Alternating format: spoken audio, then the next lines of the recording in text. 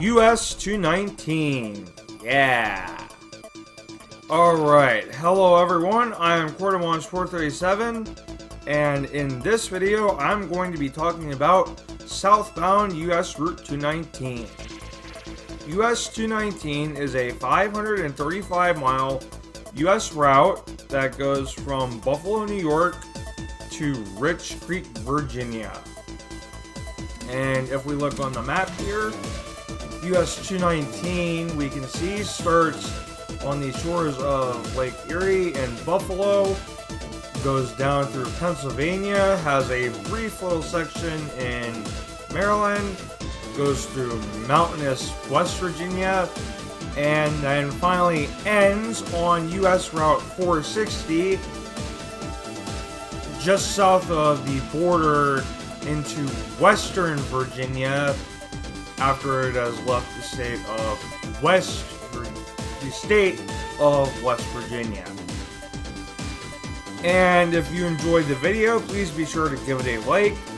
If you have any feedback for me, or if you want to discuss this road further, leave that down in the comments. And if you really enjoyed the video, please be sure to subscribe, hit the notification bell, all of that good stuff. But now, without further ado, let us get started with US Route 219 southbound. And we will start here on Interstate 90 going west, sign for Erie, which is the correct choice. And we can see on this overhead sign that US Route 219 is signed for Orchard Park and Springville. So Springville is really the primary control city here, I would say, because it has 4,300 people, which is our first major-ish sort of town. And we get Orchard Park as kind of a secondary because US 219 will meet US 20A there. And I think this makes sense. These are good control cities to have right off the bat. And for our first little stretch here in New York, I think yeah, these are good places to sign. They make sense. And for about a mile or so, we're actually parallel with Interstate 90 to start the route.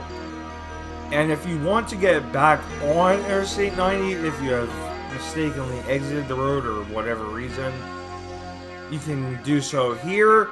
But now US 219 will be diverging away from Interstate 90 as we get another overhead sign with our control cities listed on here. So here on US Route 20A, we get another sign for Springville as we are now a little bit closer to it. Once we get to Springville, here we can see that we are signed for Ellicottville and Salamanca. I'm not 100% sure. Now, New York seems to like to sign two places on this route. And Ellicottville, I'm not so sure is a great choice because there are not very many people in Ellicottville. Ellicottville has a population of about 300 people. It's tiny. Nothing random town that for some reason New York City decides to have as a secondary.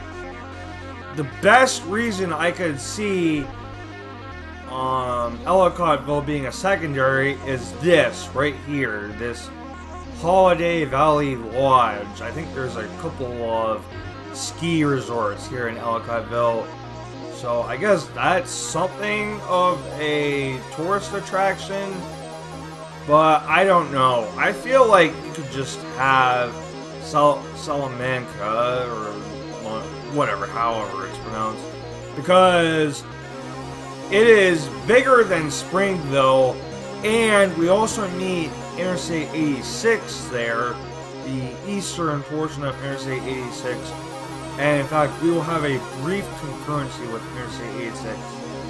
So yeah, I think just Salamanca is fine after Springville.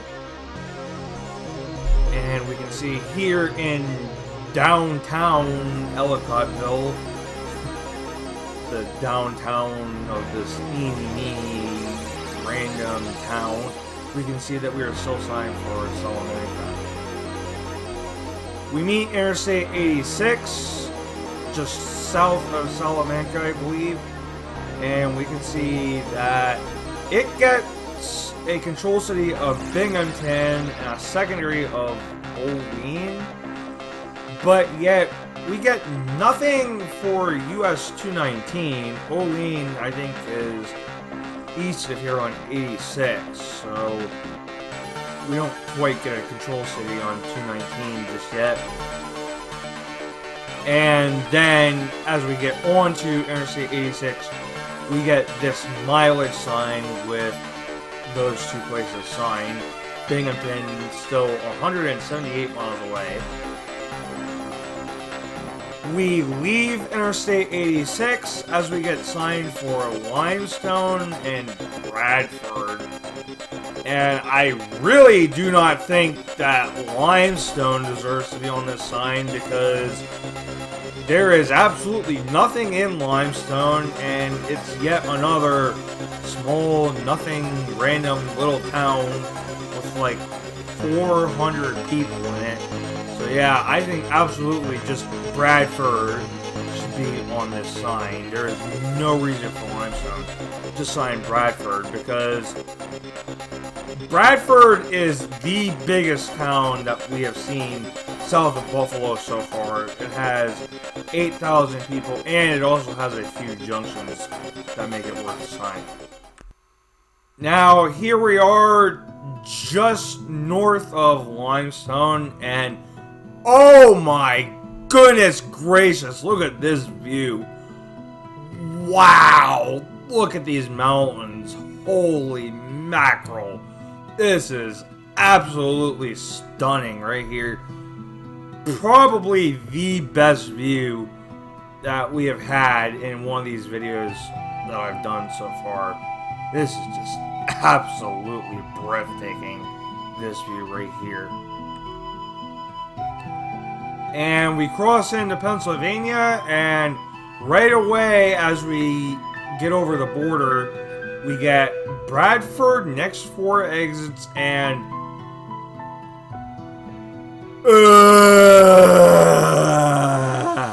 why?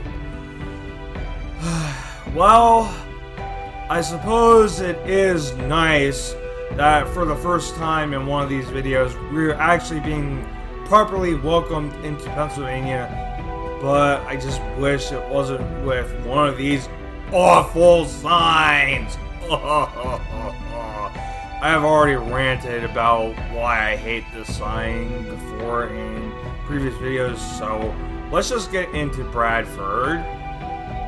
Although, before we actually reach the downtown, we can already see on these overhead signs here as we meet Pennsylvania 346 eastbound for Foster Brook, we already get our next control city, which is Ridgeway, and I think that makes perfect sense. The next really, well, like, the next notable, really sizable town that we get is DuBois, although that's quite a long ways from here, and there's a couple junctions in Ridgeway that I think make it worth signing. And Ridgeway also has a population of 4,000, so it's not exactly. It's big enough that I think having this here is not bad. It's worth being on this overhead. And we also meet Pennsylvania 46 here, and really the only reason I'm showing this is because it's interesting. The way Pennsylvania numbers its state routes is an interesting topic that could even be its own video, honestly. But I'm not really going to dwell on that here because I just want to keep the pacing of this video moving. And we can see here on our first mileage sign leaving Bradford that Ridgeway is on the bottom line at 42 miles away, and Custer City is our secondary. And I'm going to be honest, I don't think I really agree with Custer City being on this sign, because there are really only 3 reasons I can imagine you would be going to Custer City. Going to this drive-in right here, if you live here in Custer City, which there are not a whole lot of them. I mean, this isn't really even an incorporated town. And the last reason you would want to go here is because you are taking westbound Pennsylvania 770 to Warren. So yeah, I think you could probably have a better choice for a top line than Custer City, but what are you going to do? PennDOT. And here in kind of the boondocks of Pennsylvania, this is actually another unincorporated community called Lance Corners, but like there's just nothing here, so I think it's appropriate to call it the boondocks. And we meet US Route 6, and it gets signed for Mount Jewett and Smethport going eastbound, and westbound for Kane. And the Xavier 456 made a video of US Route 6 not that long ago as of the recording of this video, so I'm going to leave a link to that video up here in the corner, and you can check that out. Here in Ridgeway, we meet Pennsylvania Route 120, and Pennsylvania Route 948 actually joined us for a concurrency in downtown Ridgeway, but I felt it wasn't really so necessary to show that intersection. But now here we see these signs listing the control cities for all 3 of the routes that we are on, and we now get Brockway for US 219, which I don't really agree with. We are now only about 30 miles away from DuBois, and DuBois has all those junctions that would make it a fine control city, you know, meeting Interstate 80, US 119, and 322. So yeah, absolutely this should be DuBois on this sign and not Brockway. And here in Brockway, we now meet Pennsylvania Route 28, which is signed for Brookville, which is a good choice because of the junction with US 322 and Pennsylvania 36. And we are now signed for DuBois, only 9 miles away. So yeah, DuBois only showing up 9 miles away is not great. But again, just PennDOT at work. And I know sometimes Pennsylvania kind of likes to do what IDOT in Illinois does.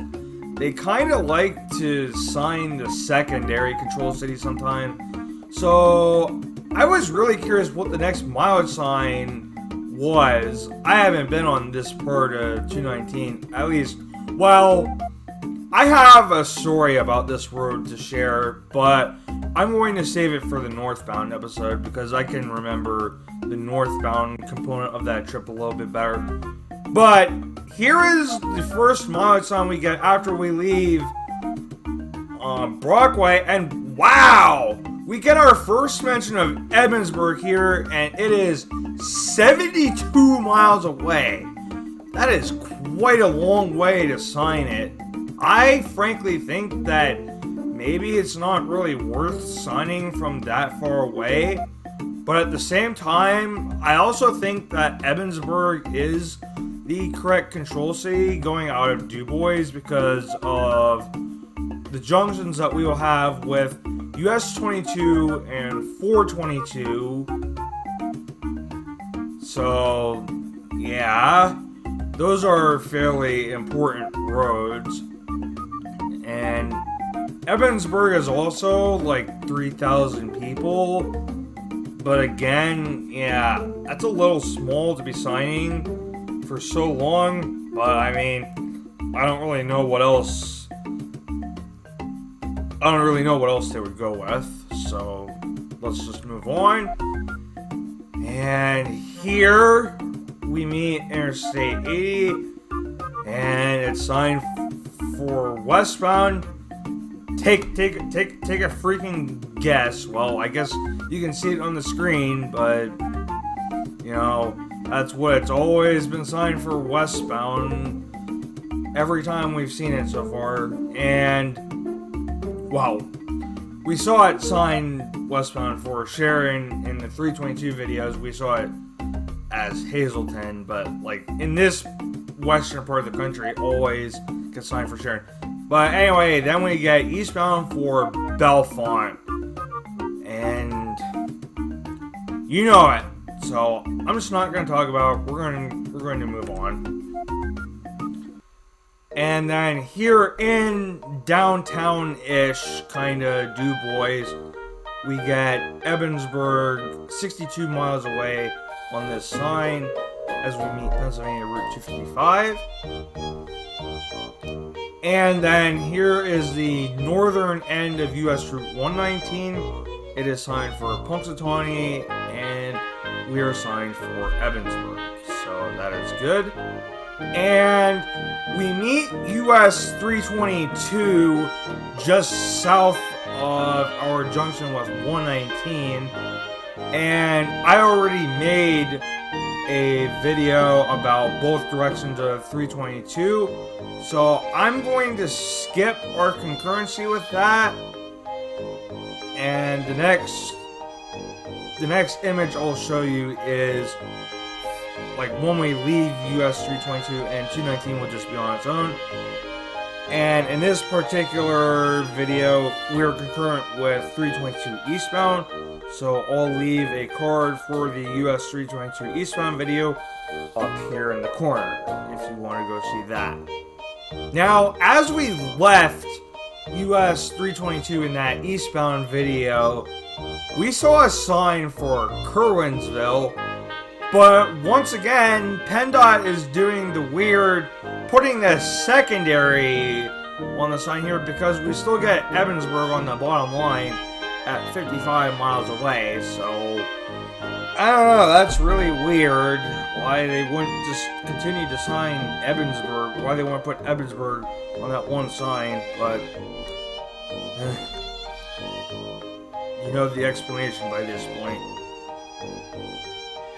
Here we meet Pennsylvania Route 36, and really the only reason I'm showing this intersection at all is because Pennsylvania Route 36 gets the awesome southbound control city of Altoona. Yay! I love the city of Altoona.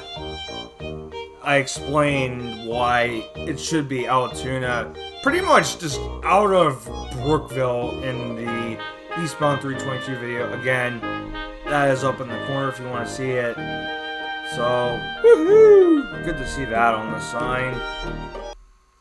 And we skip all the way down to our junction with US 422, and it gets signed for Ebensburg and Indiana because while the 422 designation only runs westbound from here and goes to Indiana, there is a road that goes east from this interchange that will take you into downtown Ebensburg.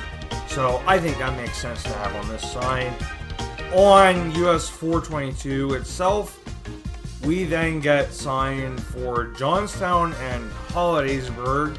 Hollidaysburg being 422, and Johnstown is our next control city.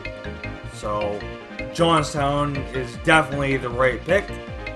It's the biggest town we'll have passed through so far by a wide margin.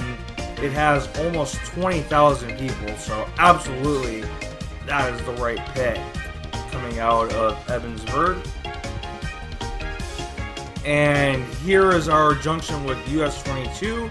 It gets signed for Blairsville going westbound as opposed to Pittsburgh. Although I suppose Blairsville is somewhat of an important junction because 22 meets 119 there. Although I think Pittsburgh is absolutely what should be there instead because, you know, it's Pittsburgh. And also, US 22 is like the main route to Pittsburgh here in central western Pennsylvania. So, yeah, why would you not have Pittsburgh on that sign? And also, it gets signed eastbound for Hollidaysburg as opposed to Altoona. There's absolutely no reason why you shouldn't have Altoona on there instead. So that's not great, but then we can see that we are signed south for Johnstown still. So that's good at least. And then we get a mileage sign with just Johnstown, 19 miles away. So that's fine. Would kind of like to see something else, maybe like a secondary as well. But that works, Johnstown.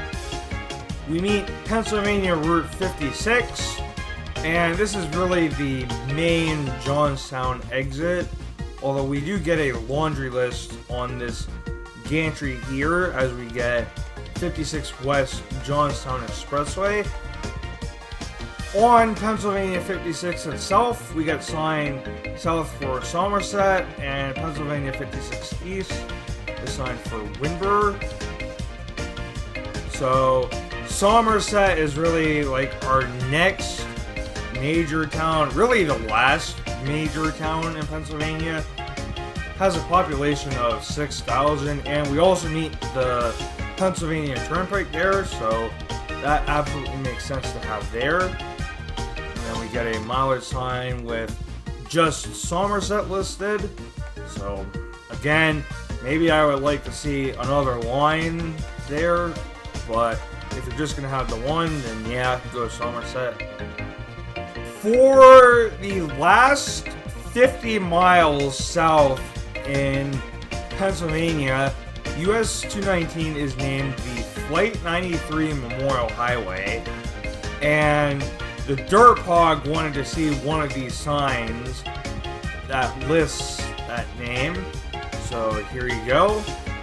We meet US 30, signed for Stoystown and Jennerstown. I've never heard of those places, so I don't know if those are what you would want to have on that sign, but US 30 is a deep, really, like, just, it is a deep rabbit hole. It is a cross-country US route that maybe one day in a long time that'll cover, but for now I'm not going to talk about US 30. And here we get Somerset next 3 exits as we get closer to Somerset. And we get this sign telling us that the Pennsylvania Turnpike is coming up in 1 mile, signed for Pittsburgh and Harrisburg. Now, we have to talk about the Pennsylvania Turnpike because of all the indirect interchanges that are on the Pennsylvania Turnpike. This has got to be the most indirect. Now, the exit that sign was telling you leads to Pennsylvania Route 601. US 219 bypasses Somerset to the east, and the Turnpike kind of goes through the northern part of Somerset. So if you want to get on the Turnpike from US 219, you have to either get on Pennsylvania 601 and come here to the ramp for the Turnpike, or you can continue to this exit for Pennsylvania 281 and then make another turn here and then get on the ramp. So I have never seen anything quite like this on the Turnpike. You thought Breezewood was the king of indirect intersections on the Turnpike. I have never seen another interchange on the Turnpike that makes you go on another road to get to the one that the exit is listed as. So on 219, you're told to take 601 essentially.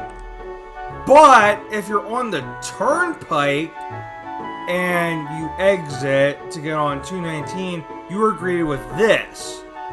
You are told that to get to 219, you should go straight ahead and do a bit more of a convoluted route, I think, as opposed to just making the left turn here, which will take you to Pennsylvania 601, which is what you're basically signed for on 209.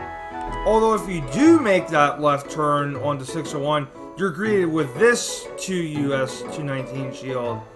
So frankly, I would just recommend getting on 601 if you want to get to 219 from the Turnpike. But either way, yeah, like I said, this is, I think, the most indirect interchange on the Pennsylvania Turnpike. And it's just weird and convoluted. Yeah. At our interchange with Pennsylvania Route 281, we get signed southbound for Myersdale. And Myersdale is really like the last town in Pennsylvania that we go through that I think really matters. It has a population of about 2,000, but that is really the most we will see for some time as we go through rural areas of Maryland and West Virginia. So absolutely, I think that makes sense to sign there. And here at our exit for Myersdale, the road that this exit leads to is actually Business Route 219, which doesn't get signed on here for some reason. I'm not sure why you wouldn't have a Business 219 shield, but reasons, I guess. Here on this exit, we can see that we get signed southbound for Salisbury. I'm not quite sure how you pronounce that, but either way, I don't think that is what should be signed here. I mentioned that we go through rural areas of Maryland on 219, and just south of Salisbury is the border with Maryland. But right after we get to the border, we meet up with Interstate 68. And I think you could have one of its control cities listed here instead. Or if we want to talk about just places that 219 itself goes to, you could put Oakland, Maryland on here, because that's really the next sort of substantial place that 219 goes through. Not as big as Myersdale, but it's bigger than Salisbury. Salisbury only has 600 people, and Oakland has like 1,500 people. So yeah, that would make a lot more sense to put instead of Salisbury. But you know, Pennsylvania, of course. Here we get a mileage sign with just Salisbury listed, and again, I think we could have something else on here. Although we also get a blue sign telling us that we are at the crest of a mountain. The elevation here is 2,239 feet, so that's cool, I guess. Here in Salisbury, we get signed for Grantsville going southbound, which isn't even like a real town. That's pretty much just where we meet Interstate 68, or I guess where we split off from there. I don't really remember. But again, I think at this point you might as well just go for Oakland, Maryland, or one of 68's control cities, or even just list 68 by itself. Like, make Interstate 68 the control going southbound. And welcome to Maryland. As we meet up with Interstate 68, we go into a roundabout. Our first exit is for Business US 219. We will go straight ahead to join up with Interstate 68 and also US 40, and then the last exit is for Interstate 68 and US 40 going eastbound, as we also get Chestnut Ridge Road listed there. I'm not really sure why that's listed. I guess that's another thing you can access from that roundabout exit.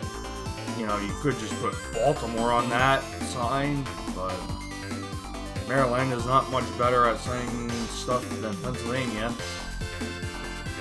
Anyway, here is our exit to get onto Interstate 68 and US 40. Then here are our reassurance shields for our concurrency with Interstate 68 and US 40, as we get some beautiful scenery here in the Western Maryland Panhandle. Oh my gosh, I love Interstate 68 so much. It is such an amazing road.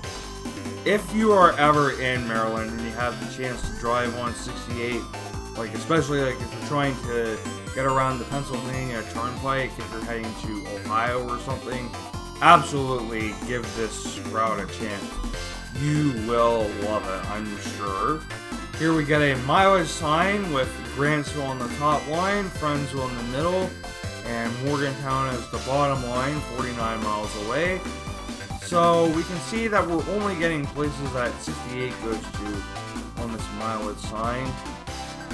And then we leave Interstate 68 and US 40 going southbound to Oakland.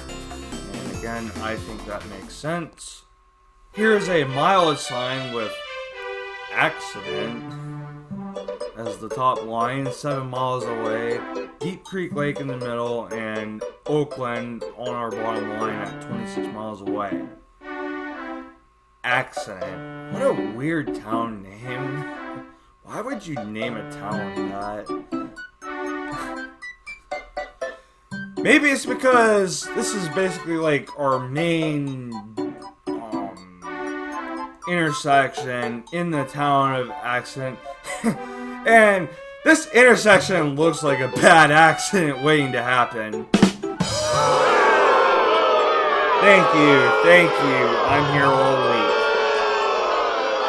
Anyway, here we are in Oakland, or at least like the outskirts of Oakland. Here we get signed for Red House and Thomas, West Virginia. I don't think Red House should be on there at all, because that's basically where we just meet US 50, which is like our next major-ish kind of intersection. And Thomas, West Virginia only has like 600 people. We meet US Route 48 there, but I think you could sign Elkins, West Virginia. That's like our next kind of major-ish town. Elkins is 10 times the size of Thomas, and there's also a bunch of roads that go to Elkins, so yeah, I'm not sure we should be having really either of those places listed here. And then on the next mileage sign, we can see that Thomas, West Virginia is only 22 miles away, so could just have that be the first line, and then Elkins is on the bottom line.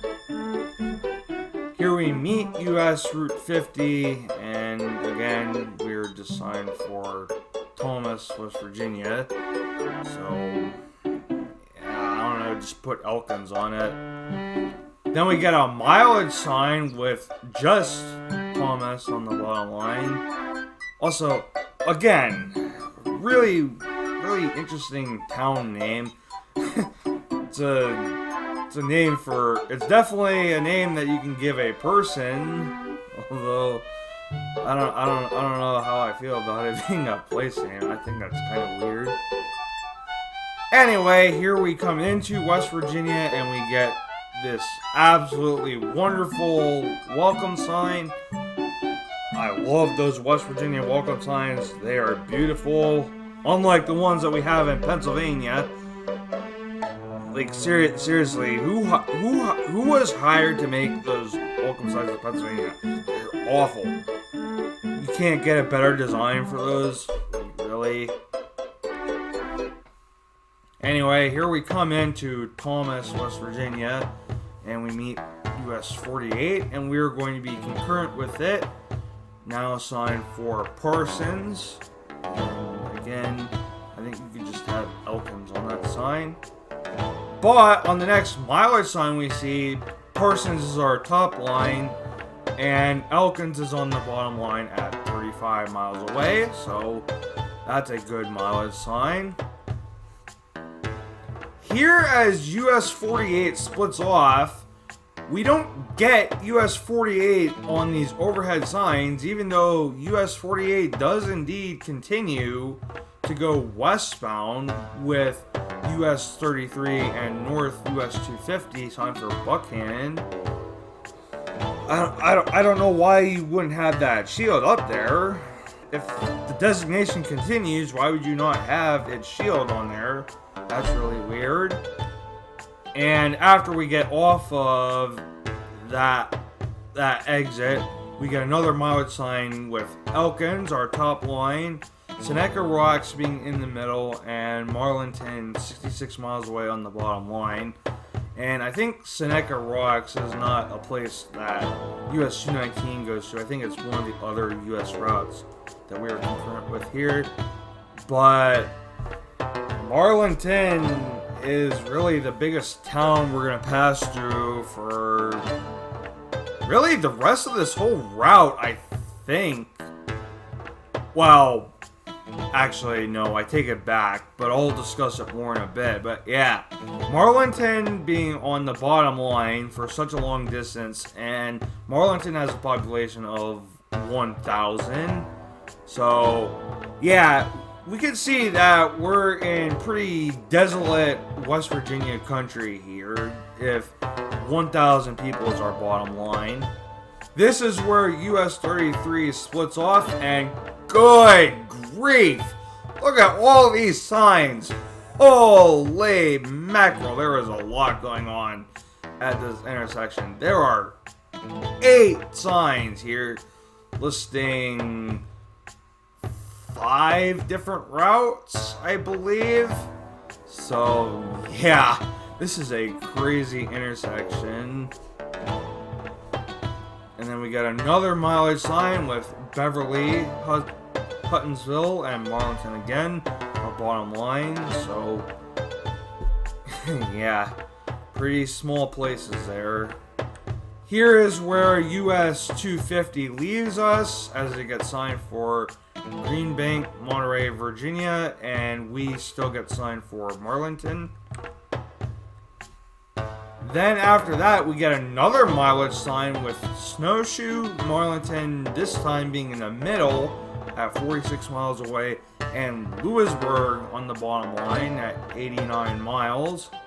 Sure, we meet Interstate 64 in Lewisburg, but I'm not so sure that Lewisburg is worthy to sign so far away from here, especially when Lewisburg only has a population of 3,000, which is the biggest place we're going to see for the rest of our time on 219. But again, is that really bottom line worthy? I'm not so sure. Here in Marlinton, we get signed now for Lewisburg. As we can see that we will be concurrent with West Virginia routes 55 and 39. And here is where those routes split off, and US 219 is just by itself for the first time, I believe, since Thomas. And then we get a mileage sign with Hillsboro being 2 miles away, and Lewisburg is on our bottom line, still at 34 miles away. Here we are meeting Interstate 64 in Lewisburg, and it gets signed for Lexington, Virginia, and Beckley. I think eastbound you could have Richmond on there. Or you can check out the Control City Freak video about Interstate 64. Well, really both of them. I'll have a link to at least the eastbound video up in the corner. And then, I mean, you can just go to you can go to Todd's channel from there and find his westbound video. I don't know. We're just going to keep talking about 219, and if we look on Interstate 64, we see that we are signed for Lewisburg and Ron Sever. We don't get anything going northbound, I guess, unless Lewisburg is really the northbound, which I disagree, but we'll talk about that more when we get to the northbound video. And Ron Sever is really kind of a suburb, I guess you could call it, of Lewisburg. It's really just the next town down the line, so I'm not really sure if that makes sense to be on there. And as we leave Ron Sever, we can see that we get Union on the top line, 15 miles away, and Rich Creek, Virginia, 41 miles away as our bottom line. And I think that makes a lot of sense because Rich Creek is the end of the road, and we're not going to have anything really as big as it for the rest of the road. Rich Creek has 800 people, and yeah, there just isn't anything else that big on this route. Again, pretty desolate West Virginia country here. Here is our welcome sign as we go into Virginia for like 2 miles or so. We get our only mileage sign, I believe, in Virginia on this route, as we get Rich Creek, Glen Lynn, and Bluefield, West Virginia. That is, I believe, the control city for westbound US 460, because we will end on US 460, and I don't know, I guess it makes sense. I didn't really look too deeply into it before I started making this video, so if that's a good choice or not, let me know down in the comments. And we also get a Dairy Queen right here, so that's pretty cool. Alright, I'll stop with the puns now. Here we are meeting US 460, signed for Bluefield, West Virginia, and eastbound it is to Virginia 100, signed for Roanoke. So I guess that makes sense. There is no US 219 end shield, but this is where the road ends, and we will now move on to quarter march 437s the way it should be for southbound US Route 219. I think to start it should be Springville, because again that's really the first major sort of town that you will meet on this route. Although I think, again, I mentioned it at the beginning that Orchard Park is a fine secondary because it's also a somewhat sizable town of its own, and you meet US Route 20A there, but Springville is ultimately what should be like the bottom line, our control city, if you're just to put one on 219. And then I would do Salamanca because it is bigger than Springville. In fact, it's the next majorest town along the way, and it's the junction with Interstate 86. Then I would just do Bradford because there's no need for limestone whatsoever. You do not need it on that sign. And of course, Bradford is the biggest town, like for the first 100 miles or so. I don't know. However far it is from Springville to Johnstown. So yeah, Bradford being after Salamanca. And then I would go with Ridgeway because I think Du Bois is just a little too far away from Bradford to be signed. And Ridgeway is somewhat of an important junction in its own right. But then after that, I would definitely just go to Du Bois because, well, I mean, you can't argue with junctions for Interstate 80, 119, and 322 also being roughly the same size as Bradford. And then after Du Bois, I would put Evansburg because, well, it's really the next sort of major junction you'll have when you get to 22 and 422. Plus, Evansburg is also somewhat of a big town for this route. Although, it is definitely less populous than most of the other stuff that came before it. And then after Evansburg, I would do Johnstown because, well, it's really the biggest thing that you're going to hit on this route aside from Buffalo. So, yeah, absolutely makes sense to have that there. And then after Johnstown, I would do Somerset because of meeting the Turnpike, and again, also somewhat of a big town, especially as far as this route is concerned. There are not a lot of people on this corridor. And then I do Myersdale because it's really, again, just the last, I think, important town that should be mentioned in Pennsylvania. Although, again, you could put something for Interstate 68, I suppose. Although, I'm just going to keep this way. It should be simple. I'm just going to list places that 219 itself goes to. Again, if you want to discuss any of this stuff more, leave comments down below. I'd be happy to talk about this road and the control cities and whatnot. And then after Myersdale, I think Oakland makes sense to sign because there's really nothing else of size in southern Pennsylvania and part of 219 that we go through in Maryland. And then after Oakland, I would just go straight to Elkins. I don't think there's any need for anything smaller. Now, Oakland to Elkins is a bit of a jump, but I think it's worth signing more than, say, signing Lewisburg out of Elkins, which is a long distance, especially considering how small Lewisburg is. But Elkins is a pretty big town, again, relatively to everything else that you could sign. And then I agree with Marlinton because, well, there just really isn't anything else along the way, especially not as big as Marlinton. So, yeah, that's what you would go with there. But then, out of Marlinton, I would say it's fine to sign Lewisburg because you're a bit closer and, you know, it's 3 times as big as Marlinton. Finally, I would sign Rich Creek, the whole rest of the route after Lewisburg, because that's where the road ends, and Rich Creek is really the last thing of substance along the way.